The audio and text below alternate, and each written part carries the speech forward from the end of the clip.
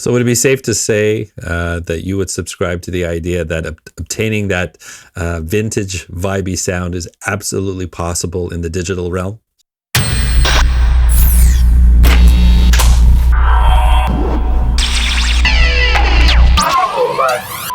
Back.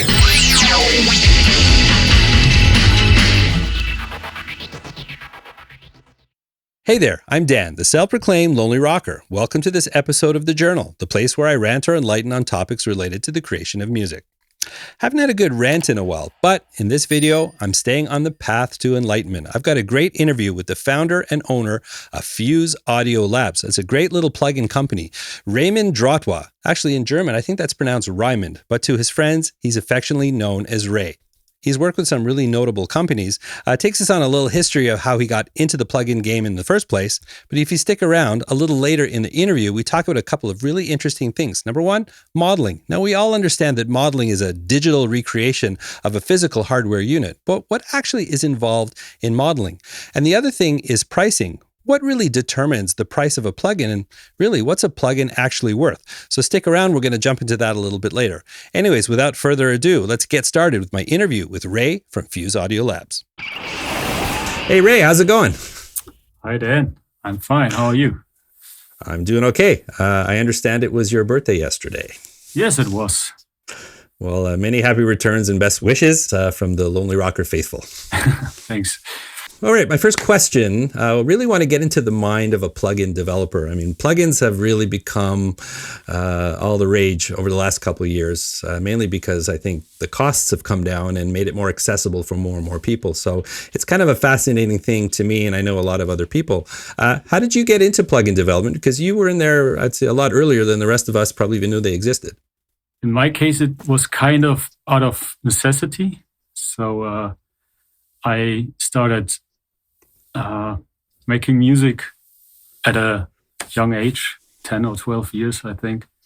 I started taking guitar lessons, but switched to the drums when I was 15, and I've been playing in bands ever since. And of course, you want to record that stuff, and decent recording gear back then wasn't that accessible, and it was quite expensive.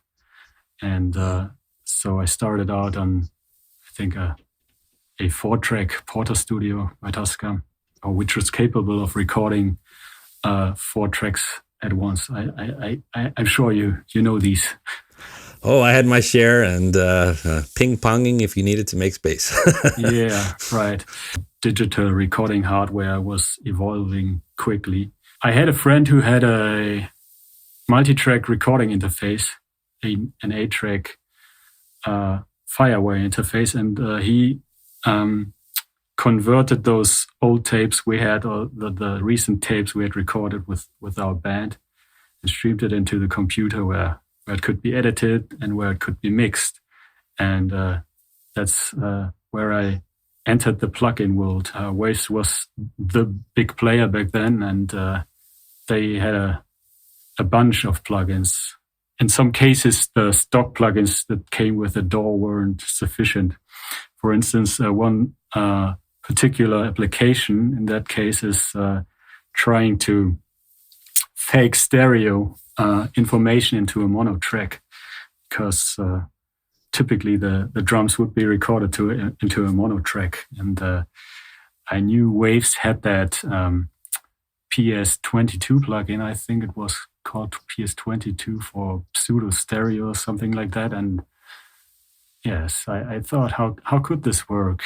And because I come from a electrical engineering, computer engineering background, and this was during my studies, it wasn't hard for me to look into the SDK, which was the VST2 SDK back then by Steinberg, and start experimenting with plugin development.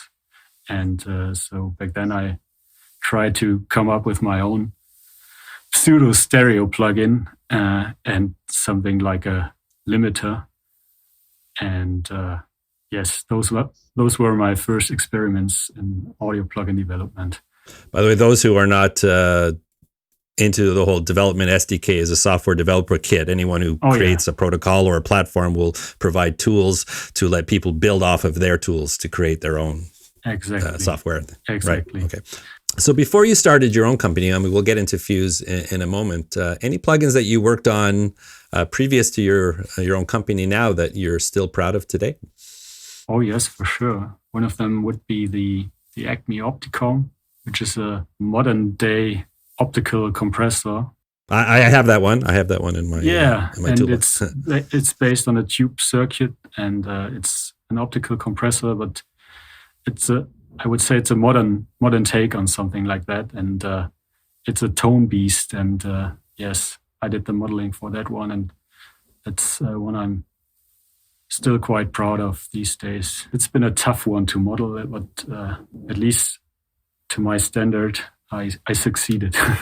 I'm satisfied with the result. And also the stuff that I've created for Elysia, which is a German brand, and they have very powerful, very, very good mastering grade Class A designs. Envelope, which is a transient shape of hardware, which got converted into plugin form. The Character, which is a saturation unit.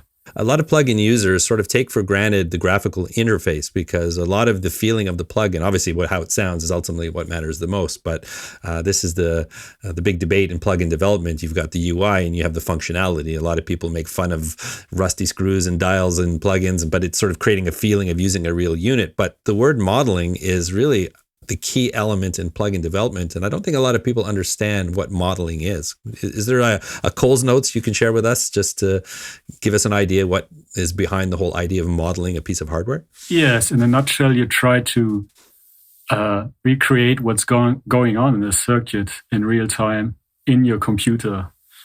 And so at first you start analyzing the original circuit using schematics and modeling approaches. So each component that sits in the audio path is modeled employing a suitable model. For instance, you have models for tubes, triads, pentodes, and so on. There are models for bipolar transistors and diodes.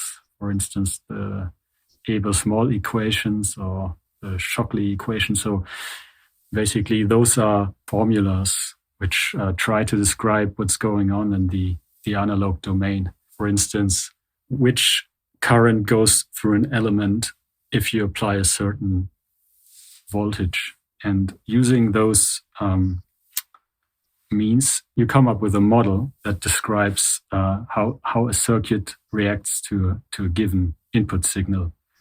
And then that model is discretized, or it's converted into the digital domain. And that's a big step in that process. Once that is done, you have to take care of stabilizing your discretized model, and you have to take care of making sure that it's capable for real-time application. So maybe you're aware that some modelings take up a lot of CPU power. Some more than others. Yeah, right. And that's a big challenge too. And of course, you want to have your model actually resemble the behavior of the analog circuit. So it actually sounds the same. So one of the steps involved in that process is matching it to a hardware sample, the golden unit. So the unit you're trying to actually model. So you have multiple instances in which building blocks of the circuit are matched between your digital model and the circuit itself using the scope and test signals. And you repeat that until each block that's modeled is capable of rendering what's going on in the analog domain. So if I was looking at a schematic of a particular circuit, could you link specific code to each element of that circuit? Yeah, that's kind of it. So the first step is breaking down the schematics into building blocks, for instance, an audio amplifier, sidechain, or time constant circuit, and envelope detector, VCA, stuff like that. And then you break down the circuit into macro blocks, and each of those is modeled on its own. You can employ that approach whenever there's no big interaction between the building blocks that I was describing, which is sometimes hard, especially in tube circuits. That could be a simplification in the process. But then once those building blocks are identified, you can try to model each building block on its own. And using the procedure I described, you will then translate that into the digital domain and patch them together. And yes, that's how that works. So really for my viewers to understand, I mean, obviously there's a lot of competition in the marketplace for different plugins, but the plugins that are the most realistic are the ones that have taken the time to break down more components within the circuit. Whereas I would say maybe some plugins that maybe aren't as good, maybe they're skipping a few steps where they're only modeling maybe key components and delivering it as a model, whereas another plugin developer will literally break the circuit down into more detail and write more code for each point in that schematic. Is that a fair assessment? Yeah, of course you have those gray box approaches, and sometimes you have to resort to these because using a very detailed model will quickly yield a high CPU load or an unreasonable CPU load. So sometimes you have to do these sort of simplifications so just that it becomes computable and in a real-time context. So it's like a drawing. The more shading, the more detailing, the closer it's going to look like to the real thing. Yeah. Now, you obviously have your own company now, but I would say, correct me if I'm wrong, but I think it was Waves that sort of started a price revolution in the plugin world where typically they would charge $200-$300 for a plugin and suddenly they started selling them for $29. But they obviously identified the home studio market as a burgeoning market for them to grab. But in terms of pricing, some companies are holding fast to $150 to $300 per plugin, while others are selling them for a lot cheaper. Where do you feel is a good place for the pricing of plugins to sit? And what are your thoughts on that? A lot of it has to do with what you said. They opened up to the more consumer-based market. Yeah. You can't go back, can you? I mean, I know Waves releases a new plugin for $99.99, and we all just say, "Oh, give it 3 months; it'll be $29." So we don't buy it at that price anymore, or do? I assume some people are. The question is, for which price does it sell on average? And I think that's much lower for a typical plugin, even by those big names. I mean, look, a piece of hardware, the market will bear what the market will bear. With software devalues the second you buy it. There's no guarantee that piece of software is going to work 4 years from now if you don't keep updating, if the developer moves on to other things. But the relationship of a software company with their customers, if I'm the type of customer that I like to grab that new plugin when it comes out and I spend $99 and then suddenly a month later it's $29, obviously my feeling towards that company potentially could become negative. So in terms of setting pricing, it must be tricky because obviously you want to be able to get what the market would bear, but at the same time, and as a newer company yourself, you want to build a relationship with your customers that they're going to trust you, that you're going to charge fair pricing out of the gate. And that's one question I see Waves, they go up and down with pricing. Like I've even got to the point where I'm like, okay, enough already. If it's going to be $29, just sell it to me for $29 when it comes out. Yeah, that's one of the reasons why the Fuse stuff is rather cheap right from the get-go. Mm-hmm. And I want to keep it that way. But one thing you have to keep in mind that I think is that those are big companies and they have to pay salaries and whatnot. And that raises the question, what is a plugin actually worth? And we already talked about the process and the details of what goes into the development of a plugin a little bit at least. I think you can associate plugins. Let's look at video games. I mean, video game industry is huge, and some of the top video games out there have budgets in the millions or tens of millions of dollars. They're like feature films. So if the people watching this recognize that certain plugins have a higher level of development, which is time and resource, certainly justifies a higher cost for that plugin. But there's also the challenges of what the market will bear. I mean, I know a company like FabFilter, which is considered some of the top plugins on the market, their prices rarely ever come down even on sale. And obviously they've created a sense of value for their own plugins, but there's a lot of competition out there with newer developers who are maybe just flooding the market with, we'll say, lesser quality plugins, and people argue, well, why should I spend more than $19 on a plugin? And that's why people or companies come up with subscription models. I think Slate was probably one of the first ones to do that. Yeah. And I know Brainworks Plugin Alliance has followed recently or last year with their subscription model. That's why I think as a developer yourself, and I know you've recognized that quality is important because someone latches on, and I know you've got a great reputation in industry. I mean, I've had some comments on the video review. I did a review on your pedal bundle. Yeah, I remember. And people just saying that they think you're an absolute genius and you make great stuff. And I think that's certainly a key to creating loyalty and people enjoying your products. Yes, I agree. And I think it's also a question of what should be the strategy for creating a sustainable business. The big players define it by means of growth. And that's great if it works for you. I'm modest, if it comes from a place of, I want to do this and I enjoy doing it and I enjoy sharing it with people who are willing to pay for it.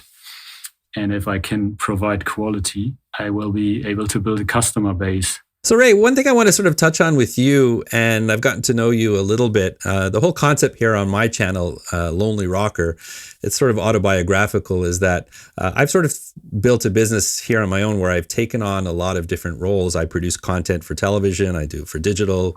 Those who watch this know I'm on YouTube, where I basically assume the role of multiple people. It's become a necessity in my world. I've become multidisciplined, and it's allowed me to stay relevant in this industry that I'm in.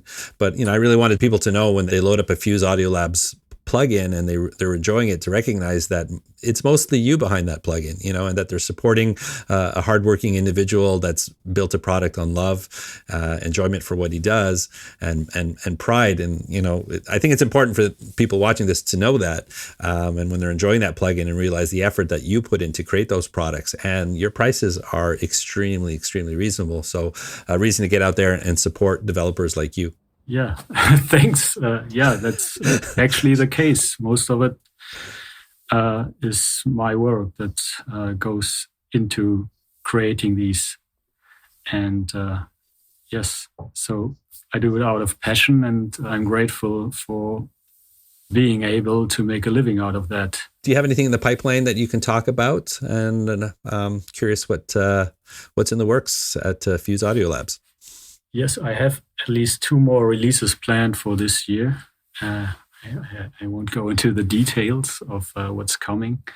Anyone following the Fuse Facebook channel maybe has already guessed what the next or one of the next plugins will be about.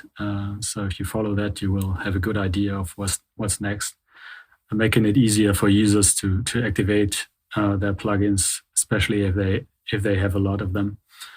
And I'm in the middle of updating the existing GUIs. I would say 80% of them are updated already, but I'm working on updating the rest. So as we touched on before, a fancy user interface is half of the value, at least perceived value of that plugin. So that's important too, and I acknowledge that. But yeah, that's basically it. The last thing I want to touch on, 2 things. Yeah.